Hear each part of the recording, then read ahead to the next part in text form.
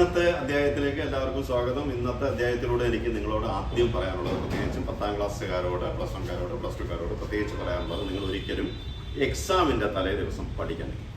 നിങ്ങൾ ആലോചിക്കും, ഇങ്ങനെ എന്താ വട്ടാണോ ഈ എക്സാമിൻ്റെ തലേദിവസം പഠിച്ചില്ലെങ്കിൽ? എക്സാമിൻ്റെ തലേന്ന് പഠിക്കരുത്, മറിച്ച് നിങ്ങൾ അതുകൊണ്ടാണ് ആദ്യമേ ഞാനൊരു ടൈം ടേബിൾ ക്രിയേറ്റ് ചെയ്യാൻ പറഞ്ഞത്, റിവേഴ്സ് സ്റ്റഡിയെ കുറിച്ച് പറഞ്ഞത്, A to F വരെയുള്ള കാര്യങ്ങൾ പറഞ്ഞു തന്നത്. അങ്ങനെ പഠിച്ച് കൃത്യമായി പോകുന്ന കുട്ടികൾ എക്സാമിൻ്റെ തലേന്ന് ഏത് സബ്ജക്റ്റാണോ പിറ്റേന്ന് എക്സാം എഴുതേണ്ടത് ആ വിഷയം പഠിക്കാൻ നിൽക്കരുത്, മറിച്ച് നിങ്ങൾക്ക് ഇഷ്ടമുള്ള, നിങ്ങൾക്ക് ഏറ്റവും കൂടുതൽ ഇഷ്ടപ്പെടുന്ന വിനോദങ്ങളിൽ ഏർപ്പെടുക.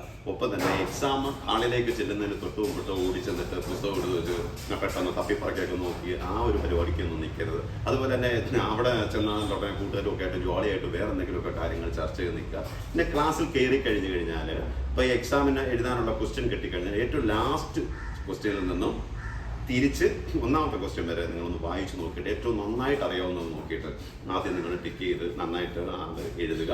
അത് കഴിഞ്ഞ് നമുക്ക് കുറച്ച് കൺഫ്യൂഷൻ ഉള്ളത് നോക്കിയിട്ട് പിന്നീടുള്ള എഴുതുക. ഒട്ടും അറിയാൻ മേലാത്തത് വേണം ഏറ്റവും അവസാനം നിങ്ങൾ ചൂസ് ചെയ്യാനായിട്ട്. കാരണം എൻ്റെ പ്രശ്നം, നമ്മൾ ആദ്യത്തെ ഒരു ചോദ്യം എന്തെങ്കിലും ഒരു ചോദ്യ പേപ്പർ ഇങ്ങോട്ട് കിട്ടി, ക്വസ്റ്റ്യൻ പേപ്പർ ഇങ്ങോട്ട് കിട്ടുമ്പോൾ നമ്മൾ എടുത്ത് വെച്ച് നോക്കുന്നു. ആദ്യത്തെ ഒന്നാമത്തത് നമുക്ക് ഓക്കെയാണ്, അപ്പോൾ നമ്മൾ നന്നായിട്ട് എഴുതി. രണ്ടാമത്തെ എഴുതി, മൂന്നാമത്തെ വരുമ്പോൾ നമുക്ക് അറിയത്തില്ല, നമ്മൾ അയ്യോ ചോദിച്ചത് എന്ത് തന്നെ. ഇങ്ങനെ വരുമ്പോൾ ഒരു പ്രശ്നം, പിന്നീട് അങ്ങോട്ട് നമുക്കറിയാവുന്നത് പോലും നമുക്ക് മറന്നു പോകുന്ന ഒരു അവസ്ഥയിലേക്ക് വരും. അത് ഉണ്ടാവാതിരിക്കാൻ വേണ്ടിയിട്ടാണ് നിങ്ങൾ ആദ്യം ചെയ്യേണ്ട ഒരു കാര്യം, എക്സാമിൻ്റെ തലേ ദിവസം വരെ പഠിക്കുന്ന ഒരു വിദ്യാർത്ഥി എക്സാമിൻ്റെ തലേന്ന് പഠിക്കാൻ നിൽക്കാതെ ഫ്രീ ആയിട്ട് വൈകുന്നേരങ്ങളിലൊക്കെ ഇഷ്ടപ്പെടുന്ന വിനോദങ്ങളിലൊക്കെ ഏർപ്പെട്ട് പിറ്റേന്ന് ക്ലാസ്സിൽ ചെന്നൊന്നുകൂടി റിപ്പീറ്റ് ചെയ്ത് പറയുന്നു. അവിടെ ചെന്ന് വെപ്രാളപ്പെട്ട് പുസ്തകങ്ങൾ എടുത്ത് വീണ്ടും വീണ്ടും വായിച്ച് നോക്കാൻ നിൽക്കരുത്. അതുപോലെ തന്നെ ഒരു കാര്യം നിങ്ങളോട് പ്രത്യേകിച്ച് പറയാനുള്ളത്, ഒരിക്കലും നിങ്ങൾ കോപ്പി അടിക്കാൻ നിൽക്കരുത്.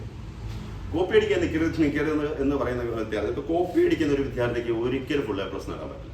അതിന് കാരണം ഒരു ടെൻഷൻ എപ്പോഴും അയാൾ ഫീൽ ചെയ്തുകൊണ്ടിരിക്കും. ഈ ടെൻഷനിൽ നിങ്ങൾ എക്സാം ഹാളിൽ ഇരിക്കുമ്പോൾ നിങ്ങൾ പഠിച്ചത് കൂടി മറന്നു പോകുന്നുണ്ട്. അപ്പോൾ ഇത് എങ്ങനെ എടുക്കണം, ഇത് എങ്ങോട്ട് പോകണം, ഇത് സാറ് കാണരുത്, വേറെ ആരും കാണരുത്, ഈ ഒക്കെ ഉള്ളൊരു ഭയം, ഒരു ടെൻഷൻ എപ്പോഴും നമ്മളെങ്ങനെ വേട്ടയാടിക്കൊണ്ടിരിക്കും. അവിടെ നമ്മുടെ പഠിച്ചു വെച്ചിരിക്കുന്ന കാര്യങ്ങൾ കൂടി നഷ്ടപ്പെടുന്ന ഒരു തരത്തിലേക്ക് എത്തും. അതുകൊണ്ട് കോപ്പി അടിക്കാൻ ശ്രമിക്കരുത്, മറിച്ച് നിങ്ങൾ പഠിച്ച കാര്യങ്ങൾ എഴുതി വൃത്തിയായി നിന്ന് നോക്കിയാൽ ഈസിയായിട്ട് ഞാൻ പറഞ്ഞ പോലെ ഫുൾ A+ നിങ്ങളുടെ പുറകെ വരും. അത് നേടാനായിട്ട് ആദ്യം നിങ്ങൾ ഞാൻ പറഞ്ഞ രീതിയിൽ തന്നെ ടൈം ടേബിളൊക്കെ ക്രിയേറ്റ് ചെയ്ത് തുടങ്ങി കാണും, അതിനുള്ള തയ്യാറെടുപ്പിലായി കാണും എന്ന് വിശ്വസിക്കുന്നു. തൽക്കാലം നിർത്തുന്നു.